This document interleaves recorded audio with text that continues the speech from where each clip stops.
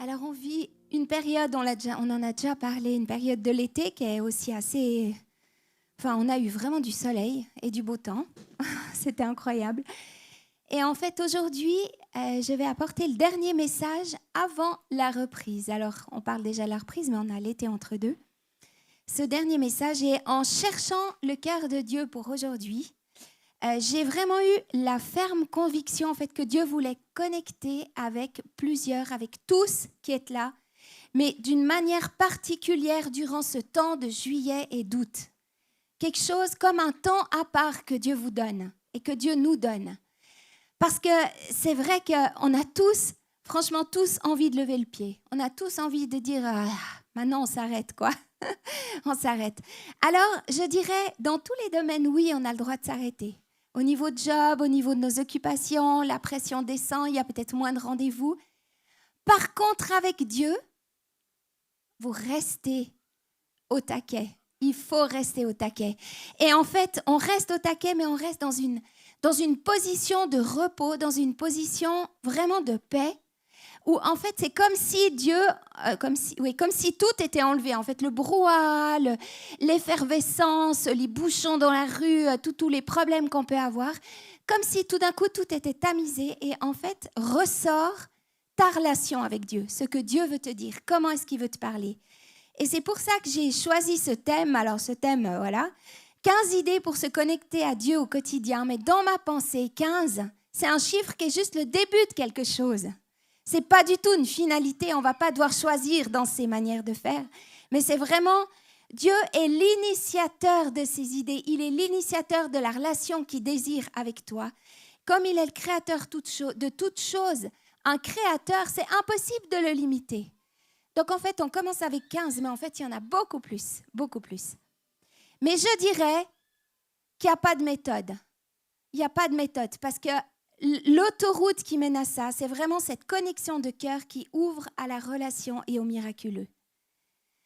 Alors, dans ce temps d'été où le bord du lac nous tend les bras, où les odeurs de barbecue commencent à être un peu plus présentes, ça réjouit nos cœurs, on va vivre des temps peut-être privilégiés avec nos familles, on va pouvoir vivre ce temps-là.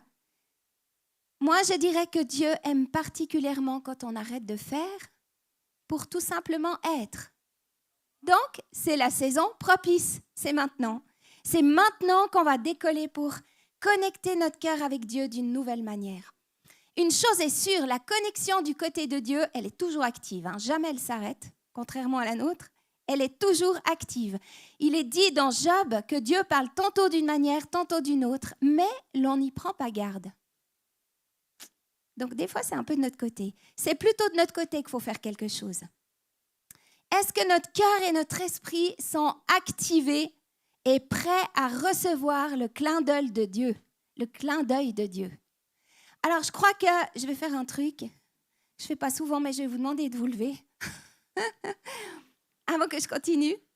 On se lève et vous vous étirez le maximum. Vous levez les bras le plus haut possible, comme ça. Allez, hop. Et puis, je propose qu'on fasse un tour sur soi-même. Si vous y arrivez, faites un petit tour sans cogner toutes les chaises. Voilà, comme ça, vous voyez juste celui qui est derrière. Magnifique. Maintenant, vous respirez un bon coup et vous vous rasseyez. Et là, je crois que la connexion s'est faite. Je sens qu'il y a quelque chose qui est en train d'être...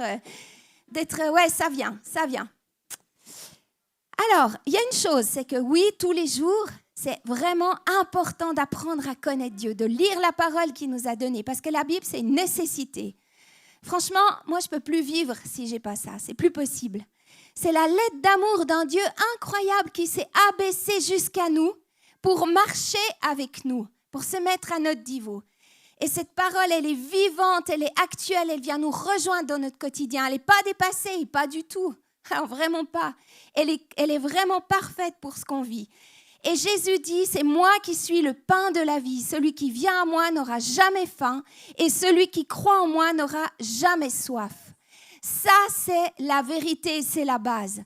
Ensuite, durant ce temps d'été, je vous encourage, vous pouvez être challengé et étiré par un livre. Un que vous choisissez, peut avoir 20 pages, c'est pas grave. Un livre, quelque chose que vous choisissez de lire pendant l'été. Et ce livre, qui est sur la pile de tous les autres que vous avez déjà commencé. Vous connaissez, vous savez, celui qui est tout en haut. Voilà. Celui-là, vous le prenez et c'est riche parce que Dieu va vous parler au travers de ça. Parce que des fois, on a l'impression qu'on choisit un livre juste au hasard, mais en réalité, nous, on est juste une petite chose. Dieu, il est souverain, il est omniprésent, il est incroyable. Donc, ce livre, ce n'est pas pour rien que vous le choisissez. Moi, je le fais aussi et je vous encourage vraiment à le faire. OK. Donc, on sait que la connexion du côté de Dieu, elle est toujours active. Et de notre côté, on a aussi un réservoir affectif. Des fois, on en fait fi. Moi, pendant des années, je n'ai jamais fait attention à ça. C'était plutôt je fais, je fonce. Mais on a un réservoir affectif qui doit être rempli régulièrement afin qu'on puisse à notre tour rester connecté, aimer et bénir notre prochain. Dieu est celui qui connaît tout. Il est celui qui peut remplir ce réservoir affectif. Il peut combler et remplir ton réservoir. Et Dieu utilise son amour envers nous pour nous parler le langage que nous, on peut comprendre. Le langage d'amour qu'on peut comprendre. Et non seulement lui se manifeste, il a une manière incroyable de le faire et diverses manières, mais il utilise aussi nos proches pour exprimer cet amour et pour que notre réservoir affectif soit rempli. Et moi, je vous dis, quand quelqu'un est de très mauvaise humeur, essayez avec quelqu'un de proche. Vous réfléchissez, qu'est-ce que vous pourriez faire pour remplir son réservoir affectif? Et des fois, il suffit d'un geste et l'humeur, elle change complètement. Parce que malgré tout, on n'est pas des machines, on a été créés avec des besoins, on est créé à l'image de Dieu, donc on aime. On est aimant et on aime. Donc Dieu nous parle avec les langages du cœur, pour nous remplir, pour qu'on puisse ensuite aller bénir les autres. Alors, par exemple, les paroles d'encouragement. Les paroles d'encouragement, c'est un des langages du cœur. Et Dieu nous encourage par sa parole. Le nombre de fois que je suis tombée sur des versets, je pense, Alexandre, tu peux confirmer ce que je dis, où tout d'un coup, Dieu te donne une référence, tu lis la référence et c'est exactement la parole dont tu avais besoin. Et cette pensée, elle est tellement, tellement importante. Dieu m'a dit plusieurs fois qu'en fait, j'étais sa fille bien-aimée. Alors, je suis sa fille bien-aimée. En tout cas, pour moi, c'est moi. Hein, voilà. Vous, d'accord? Mais je suis. Tu es une personne de valeur. Quand tu as une idée, mais purée, quelle idée de ouf d'avoir mis en place cet apéro. Isa, c'était une idée de génie pour aujourd'hui. Tu as fait du super job, tu amènes une atmosphère de paix, tu fais la différence où tu es là, incroyable. Les paroles que tu as apportées. Ce que tu as apporté, Patrick, c'était juste inspiré et à propos. Et en fait, c'est là des paroles qui valorisent et qui encouragent. Et ça remplit notre réservoir affectif. Et ça peut toucher tous les domaines.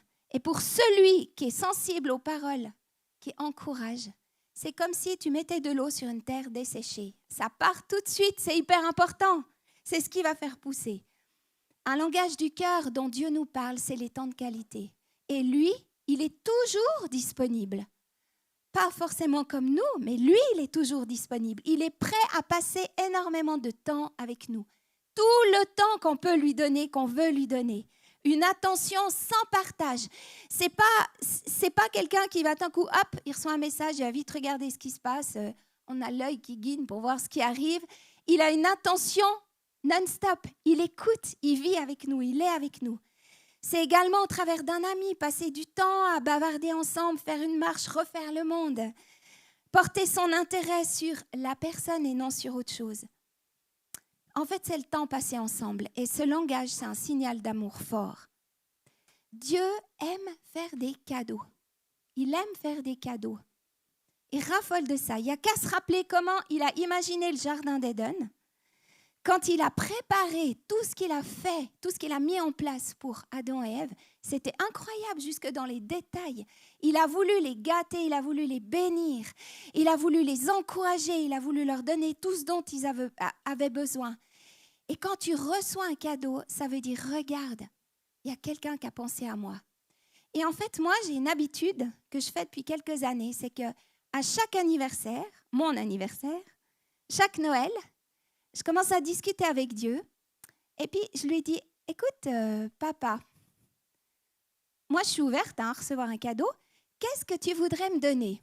Qu'est-ce que tu voudrais m'offrir pour mon anniversaire? Qu'est-ce que tu voudrais m'offrir pour Noël? Et moi, je vous lance le défi. Faites ça. Je prétends rien, je demande rien de précis. Je veux juste me laisser surprendre. Et je reste simplement à l'écoute. Je vous dis, par exemple, l'année passée, j'ai reçu un cadeau incroyable, mais c'était pour le GCL. Mais quand il y a eu cette réponse qui est venue, je savais que c'était le cadeau parce que je portais ce fardeau et je savais que c'était le cadeau que Dieu m'avait donné. Dieu avait répondu. Et pour Noël, ça a été quelque chose de plus personnel. Mais au moment où ça s'est passé, je savais que c'était le clin d'œil de Dieu et que Dieu avait répondu. Donc, pour ceux qui sont cadeaux, c'est bon. Essayez. Un autre langage du cœur, c'est servir son prochain. Et j'aime ce verset dans Marc 10 qui dit, en effet, le Fils de l'homme est venu non pour être servi, mais pour servir et donner sa vie en rançon pour beaucoup. Jésus, c'est incroyable ce qu'il a fait. Incroyable. Il nous a servi, il est venu pour servir alors que lui, il était le fils de roi, fils de Dieu. Il était le Dieu tout-puissant, mais il a fait ça. Servir égale aimer. Et une autre chose qui marchait beaucoup avec un de nos fils, c'était les contacts physiques. Il arrivait au salon et puis à rien qu'allait, il se posait dans le canapé. Vous savez, comme un ado peut se poser dans le canapé, ça fait comme ça. Et puis là, il y avait la tête qui était comme ça. Et en fait, il suffisait de s'asseoir à côté de lui, de prendre dans les bras, de le serrer, de le touffer un coup. Et en quelques minutes, tout avait changé. Quelques minutes. C'est ça qui était important. C'est ce qui était important. Et en fait, Dieu se plaît à avoir ce contact avec nous. Quand on vit des temps, que ce soit dans la louange, quand on va se balader, quand on vit des temps de cœur à cœur avec lui, on peut presque ressentir physiquement ce qui se passe et la manière dont Dieu vous serre dans ses bras, dont Dieu vous aime et Dieu donne ce contact en fait dont on a besoin. On ne le voit pas, mais on le sent, on a une conviction. Il y a eu des fois où j'étais comme ça, debout, dans des temps, et où j'avais l'impression que j'arrivais presque plus à rester debout. C'était comme une couverture qui venait sur moi, lourde, mais douce, épaisse et douce. Et je me sentais enveloppée vraiment dans la présence de Dieu. Et ça, Dieu agit de manière différente suivant comment on est. Mais lui, il sait comment remplir ton réservoir. Il sait comment te rejoindre. Il sait comment parler le langage de ton cœur dont tu as besoin. Il n'y a pas de méthode. C'est une connexion de cœur qui ouvre la relation au miraculeux. Gloria, ouais, merci. Il y a ce verset qui est juste extraordinaire, qui dit « Goûtez et voyez combien l'Éternel est bon. Goûtez et voyez combien l'Éternel est bon. » Alors, je vais vous dire, mais c'est comme un magnifique plat. On peut sentir l'odeur, mais tant qu'on n'a pas goûté, on ne sait pas ce que ça vaut. On ne sait pas. Et très souvent, on a peut-être dans notre relation avec Dieu, j'ai le sentiment que des fois, on a juste les odeurs. Parce que c'est vrai, on vient le dimanche à la célébration, on vit des temps forts peut-être dans la base. Mais en fait, nos temps perso, est-ce que réellement on allait jusqu'à goûter combien l'Éternel était bon? Est-ce qu'on s'est contenté de l'odeur ou de ce qu'on connaissait ou de la recette qui paraît vraiment géniale? Mais est-ce qu'on a vraiment été jusqu'à goûter dans cette intimité, dans ce cœur à cœur, dans cette paix, ce repos où c'est là qu'on va recevoir les choses et là qu'on a les innombrables saveurs qu'on perçoit seulement en goûtant, seulement en goûtant. Et Dieu n'est pas un Dieu lointain parce qu'il est dit dans Romains que la parole est tout près de toi, dans ta bouche et dans ton cœur. Il est là. Et il est dit dans Jérémie, vous me chercherez, vous me trouverez, parce que vous me chercherez de tout votre cœur et je me laisserai trouver par vous, dit l'Éternel. Il se laissera trouver. Ça veut dire qu'il n'y a pas besoin d'être, je ne sais pas, d'une certaine manière ou ressembler à qui que ce soit. On peut simplement lâcher certaines choses et puis dire, Seigneur, je veux juste me connecter à toi, je veux juste être vers toi dans ta présence. Je veux juste goûter combien tu es bon. Et tu vois ce que j'ai dans ma vie, tu vois que honnêtement, ces temps, c'est plutôt la sécheresse. J'aimerais bien être brûlant, j'aimerais bien pouvoir faire tout ce qui est dit, mais en fait, j'y arrive pas. Simplement, ouvre ton cœur et dis à Dieu de venir remplir ces endroits dans ta vie qui sont secs, qui ont besoin d'être arrosés, pour que tu puisses avoir cette relation qui grandit avec Dieu, cet accès qui est tellement facile avec Dieu parce qu'il est là. Il est là. Il désire connecter avec toi d'une manière particulière durant ce mois de juillet et d'août. C'est pas l'été passé, c'est pas la même chose. On est en 2022 et juillet et août, il y a un rendez-vous de Dieu pour toi. Il y a un rendez-vous de Dieu pour toi. La seule partie qui m'incombe, c'est de garder mon cœur actif et connecté à Dieu. Et d'être convaincu qu'il va me parler. Convaincu qu'il va me parler. Est-ce que tu sais que Dieu aime parler avec toi? C'est vraiment ce qu'il préfère. C'est la relation avec toi. C'est pas tout ce que tu fais, c'est pas partout où tu cours, c'est pas les bonnes actions, c'est pas ci ou ça, c'est juste toi, ta personne. Il a envie de dire, mais tu vas comment toi? Comment tu vas? Quels sont les combats de ta vie aujourd'hui? Avec quoi tu es en train de dealer? Où est-ce que tu as de la peine? Dans quel domaine tu as de la peine à trouver la paix?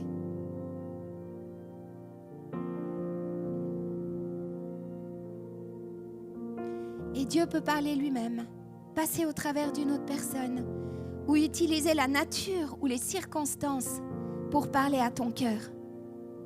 Il utilise toutes sortes de choses.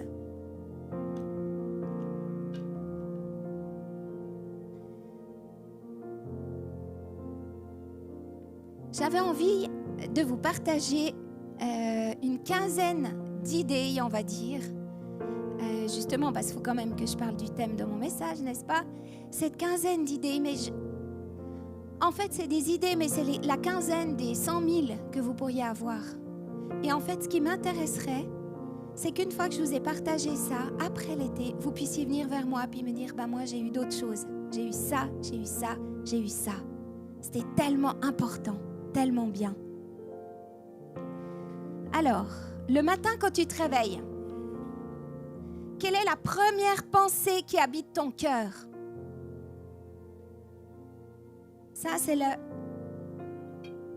première. Quelle est la pensée qui habite ton cœur? Pour ma part, hier matin, je me suis réveillée avec ce chant, Roi de mon cœur. C'est la seul truc que je savais. Je ne savais pas le reste. Roi de mon cœur, et je savais que Dieu était bon. C'était juste ça. Et en fait, j'arrivais pas à enlever ça. C'était dans mon cœur, ça m'habitait. Et qu'est-ce que ça m'a permis d'avoir un dialogue. Après, j'étais au salon. Bon, je me lève assez tôt. J'étais au salon, c'est génial. Tout le monde dort. Et dans ce dialogue avec lui, je lui ai dit, mais en fait, tu veux me dire quoi par là? Parce que tu me dis que tu es bon et tu me dis que tu es le roi de mon cœur. Ou que tu dois être le roi de mon cœur. Et là, j'ai eu une super discussion avec Dieu. Vraiment. Parce qu'en fait, c'est pas compliqué d'avoir une discussion avec lui. Il faut juste que tu écoutes. Et puis quand la pensée vient, tu la redis et tu discutes et tu réponds. Donc moi je dis, Seigneur, tu vois, roi de mon cœur, est-ce que tu es le roi de mon cœur déjà? Et puis alors tout d'un coup dans ma pensée, j'entends, oui, je suis le roi de ton cœur. Tu dis, ok, alors tu dis que tu es le roi de mon cœur. Mais alors qu'est-ce que tu veux me dire encore de plus que ça? Et en fait, on fait la discussion, c'est juste extraordinaire. La deuxième chose, c'est quand tu ouvres la Bible et que tu lis un passage, un verset, la parole, elle est vivante et tellement actuelle. Et par exemple, ce matin, j'ai lu un passage. Ouais, j'ai un peu du chenille, comme ça. Dans le psaume 19, c'est juste après celui d'Alex.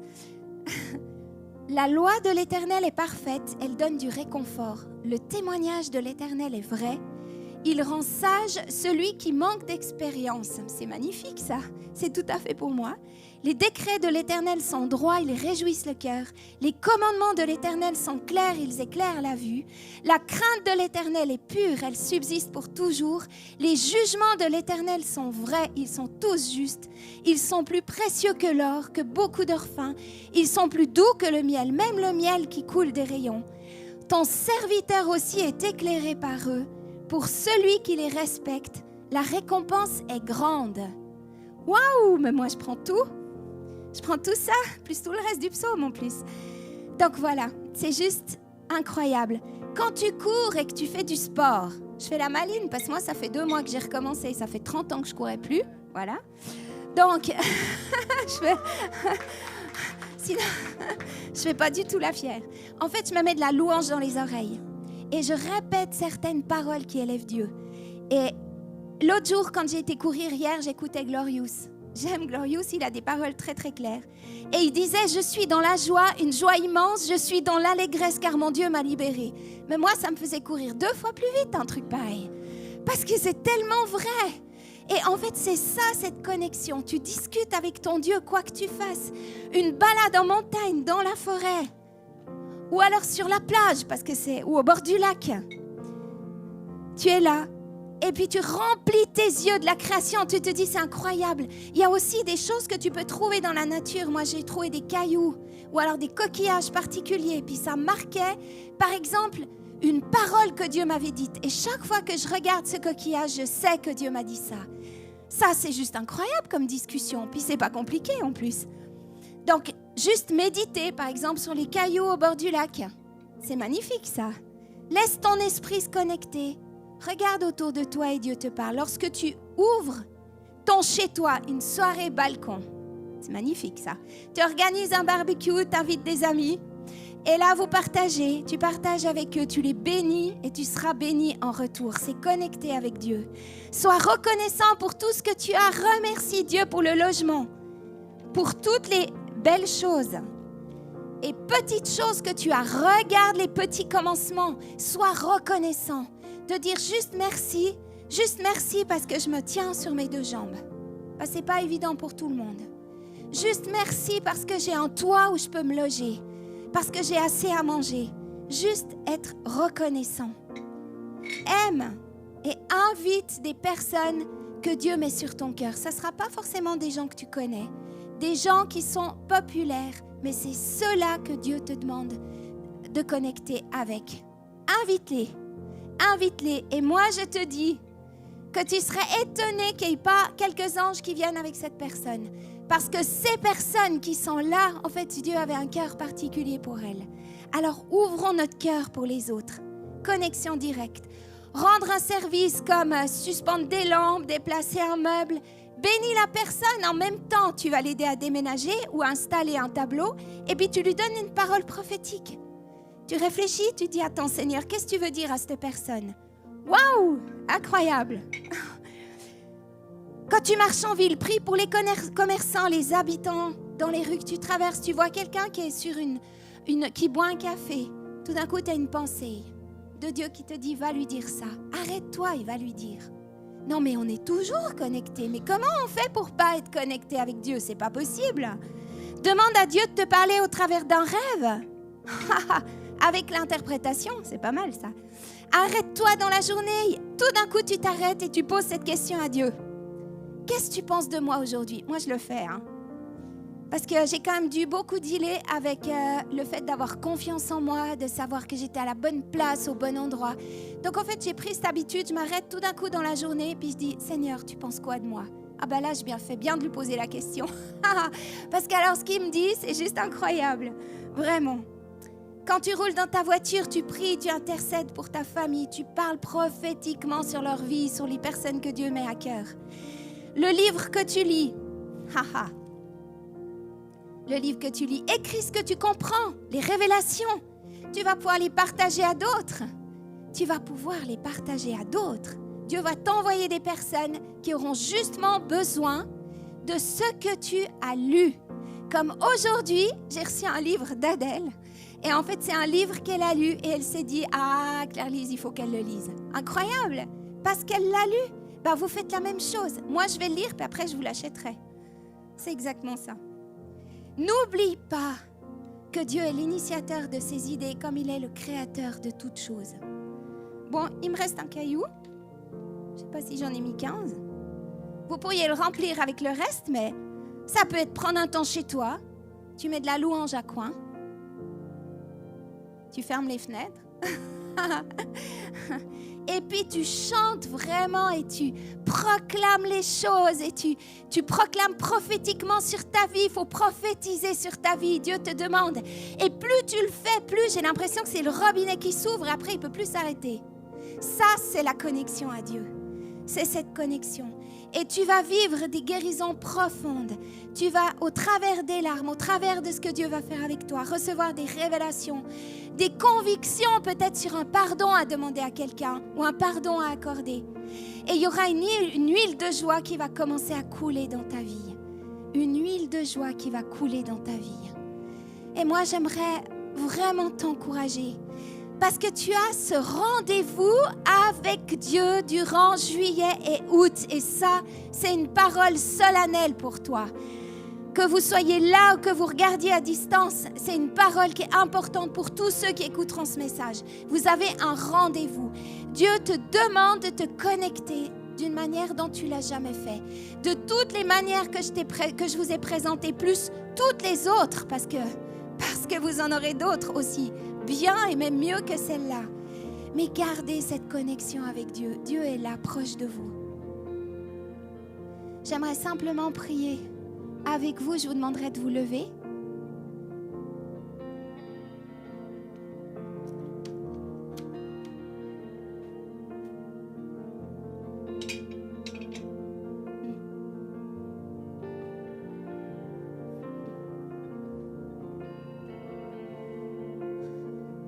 En fait, vous devez connaître cette histoire de ce professeur qui en fait demandait à ses élèves comment est-ce qu'ils organisaient leur temps. Et puis ils avaient divers objets qu'ils devaient mettre dans un bocal comme celui-ci. Et puis il y avait du sable, il y avait des petits cailloux, il y avait des gros cailloux, il y avait de l'eau. Et en fait, la seule manière de remplir le bocal et de tout mettre dedans, c'était de mettre les cailloux les plus gros et les plus importants en premier. Et moi, j'aimerais vous dire, votre relation avec Dieu, votre cœur à cœur avec Dieu, c'est la chose la plus importante de votre vie. Parce que tout va changer si vous prenez ce temps avec Dieu, si vous mettez Dieu en priorité dans votre vie, si vous gardez cette connexion et ce cœur avec lui. Tout le reste va s'aligner. Les craintes vont partir, les peurs vont partir, l'assurance ou le souci de peut-être devoir retrouver un travail, ça va partir. Parce que vous saurez que vous allez être conduit par Dieu et Dieu va vous parler.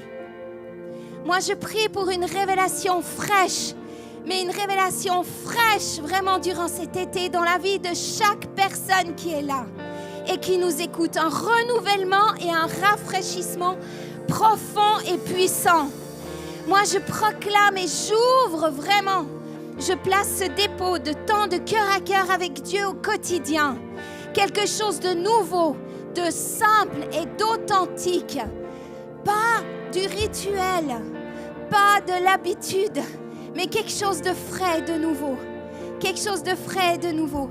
Je prie aussi pour des réservoirs affectifs qui sont remplis à déborder et qui sont eux-mêmes une source de bénédiction pour les autres. Et je proclame cela dans notre vie. Merci, Saint-Esprit, de faire cette œuvre maintenant dans nos vies et dans nos cœurs. Dieu a un rendez-vous avec toi cet été. Il veut que tu découvres ce nouveau dialogue avec lui. Et je prie pour chacun d'entre nous que ce nouveau dialogue prenne place et s'installe dans nos cœurs. Que Dieu, au travers de sa présence, de la puissance du Saint-Esprit, dégage ce qui était poussiéreux dans nos étagères, tout ce qui nous décourageait, tout ce qui faisait trop chrétien, je sais pas comment. Tout ça, c'est bazardé. Il est en train de nettoyer les étagères. Il est en train de faire place nette. Et à la place, il s'installe lui et il met sa présence. Et il met quelque chose de frais. Il met quelque chose de bon dans sa relation avec lui. Il y a une découverte, il y a un élargissement. Je t'encourage, là où tu es, tu respires à fond, tu élargis. Parce que c'est comme un élargissement de ta respiration avec Dieu que Dieu est en train d'installer dans ta vie. Il amène de la joie, il amène cette huile de joie, cette huile de paix. Il amène cette facilité de contact. Il amène cette faim et cette soif de plus de la présence de Dieu, plus de cette intimité, plus de ce dialogue assis sur un banc au bord du lac, plus de ce temps très simple. Seigneur, merci pour ce que tu es en train de faire, ce que tu es en train d'établir dans la vie de chacun. Et je proclame pour terminer que nous allons tous goûter d'une nouvelle manière à qui est Dieu et voir combien il est bon. Nous allons goûter et voir combien l'Éternel est bon durant ces 2 mois de juillet et d'août. En ton nom puissant, Jésus. Amen. Amen.